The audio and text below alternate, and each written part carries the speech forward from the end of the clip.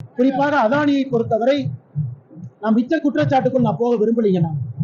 அமெரிக்காவில் சொன்னாங்க, அங்க சொன்னாங்க, நான் போக விரும்பல.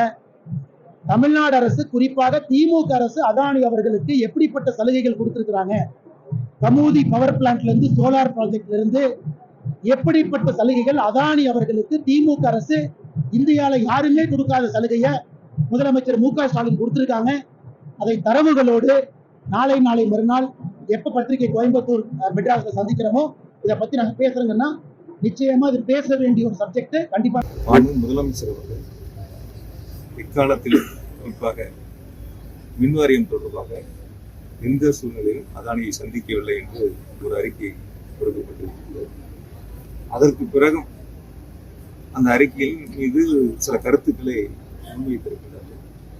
ஒன்று, ஒரு முறை படித்து தெரிஞ்சுக்கலாம், ஒரு முறை படித்து புரியலன்னா பல முறை படித்து முயற்சிக்கலாம், பல முறை படித்து அந்த அறிக்கையை புரிஞ்சுக்க தெரியல அப்படின்னா தெரிஞ்சவங்ககிட்ட விளக்கத்தை கேட்டு தன்னை சரி பண்ணிக்கலாம். அப்போ படிச்சும் புரியல, பல முறை படிச்சும் புரியல, தெரிஞ்சவங்ககிட்ட கேட்டும் புரிஞ்சுக்கிறதுக்கான பக்குவமும் இல்லை, அந்த அளவுக்கு அறிவுத்திறனும் இல்லை. நான் ஒன்று மட்டும் கேட்குறேன், அந்த வரிகளில் வந்து ஜாமீன் அமைச்சர்னு இருந்துச்சு. பிஜேபியில் எத்தனை பேர் ஜாமீன்ல வெளில வந்தாங்க, எத்தனை பேர் அமைச்சர்களாக இருக்காங்க. ஒரு பக்குவத்தை சொல்லுகின்ற பொழுது, ஒரு கருத்தை சொல்லுகின்ற பொழுது மாற்று கருத்துக்களை நாங்கள் முன்வைக்கின்றோம். இந்த 3 ஆண்டுகளில் அதானி நிறுவனத்திலிருந்து எந்த விதமான உறவுகளோ தொழில் ரீதியான வர்த்தக தொடர்புகளோ இல்லை என்பதை தெளிவாக சொல்லியிருக்கிறோம். அவர்கள் சொல்லக்கூடிய குற்றச்சாட்டு என்பது 7 ரூபாய் ஒரு பைசாக்கு வாங்கக்கூடிய மின்சாரம் என்பது கடந்த அதிமுக ஆட்சியில் போடப்பட்ட மின் ஒப்பந்தம். அந்த ஒப்பந்தத்தின் அடிப்படையில் வழங்கப்பட்ட நிதி என்பது உச்சநீதிமன்றம் வரை சென்று வழக்கு நிலுவையில் இருக்கிறது. உச்சநீதிமன்றத்தில் நாங்கள் தடையாணை கேட்டோம், உச்சநீதிமன்றம் தடையாணை வழங்கவில்லை. அதனால் அந்த நிதி விடுவிக்கப்பட்டிருக்கிறது. நாங்கள் ஒப்பந்தம் போட்டதை போல, எங்களது அரசு ஒப்பந்தம் போட்டதை போல, மின்வாரியம் ஒப்பந்தம் போட்டதை போல ஒரு தோற்றத்தை மக்கள் மத்தியில் உருவாக்குவதற்கு முயற்சி செய்கின்றார்கள். அந்த முயற்சி ஒருபோதும் எடுபடாது. மக்களுக்கு மிக தெளிவாக தெரியும். தமிழ்நாட்டினுடைய முதலமைச்சர் மாண்புமிகு தளபதி அவர்கள் வழங்கக்கூடிய சிறப்பு திட்டங்களும் முதலமைச்சருடைய பொற்கால ஆட்சியை பற்றும் தமிழ்நாட்டு மக்கள் பாராட்டிக் கொண்டிருக்கின்றார்கள்.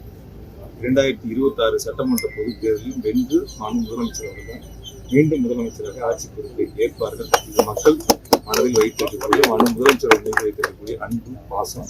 இது நீ ஒவ்வொரு நிகழ்ச்சியிலையும் பார்க்கிறீங்க. அதுதான் மக்களிடம் இருக்கக்கூடிய யதார்த்த நிலை. 3 ஆண்டு எந்த ஒப்பந்தம் போடுறாங்க? இல்ல, மின்துறையுடன் ஒப்பந்தம் போடுறது நாங்கள் வந்து செப்பியோட போடுறோம். செப்பி அரசு நிறுவனமான Solar Energy Corporation of India, அவங்களோட சேர்ந்து நாங்கள் ஒப்பந்தம்.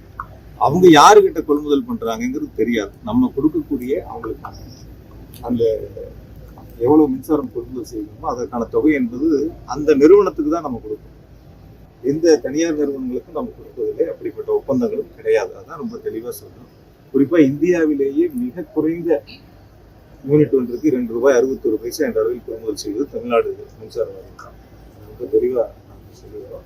அதனால எந்த இடங்கள்லையும் யாரும் வந்து ஒரு விஷயங்கள் என்னன்னா, இந்த 3 ஆண்டு கால ஆட்சியில ஏதாவது தமிழ்நாடு அரசின் மீது புகார்களை சொல்லிவிட முடியாதா, விமர்சனங்களை முன்வைத்து விட முடியாதா, மக்கள் மத்தியில் ஒரு அவப்பெயரை உருவாக்கி விட முடியாதா என்பதை பூதக்கண்ணாடி போட்டு சல்லடை போட்டு தேடுறாங்க. தேடி பார்க்குறாங்க. சில முயற்சிகள் எடுக்கிறாங்க. அவங்க எடுக்கக்கூடிய முயற்சிகளும் அவர்கள் தேடக்கூடிய நிகழ்வுகளும் தோல்வியில முடியுது. அந்த விரக்தியில தான் சில நேரங்களில் அறிக்கைகள். ரோகிணி ஐஏஎஸ் அவர்களும் இந்த டீம்ல போயிருக்காங்க. அது யாராவது பத்திரிகையில் செய்தி போட்டீங்களா? அது யாராவது தொலைக்காட்சியில காட்டினீங்களா? எல்லா தொலைக்காட்சியிலும் வரிஞ்சு கட்டி ஏதோ வந்து யாரோ படிக்காத ஒரு படிப்பு படிச்சுட்டு வந்த மாதிரியும், அந்த படிப்புனால ஒரு பெரிய மாற்றத்தை உருவாக்குற மாதிரியும் ஒரு செய்தி, ஒரு பிரேக்கிங் நியூஸ் அது இதுன்னு போட்டீங்க. யோசிச்சு பாருங்க, எத்தனை பேர் அந்த டீம்ல போனாங்க. இது வருஷம் குறைஞ்சபட்சம் 10ல இருந்து 12 பேர் 15 பேர் இந்த 3 மாதம் 6 மாத கால பயிற்சிக்கு சென்று வரக்கூடியவர்கள். இந்த போன 11 பேர்த்துல வந்து 3 பேர் ஐஏஎஸ் ஆஃபீஸர், 3 பேர் ஐபிஎஸ் ஆஃபீஸர்.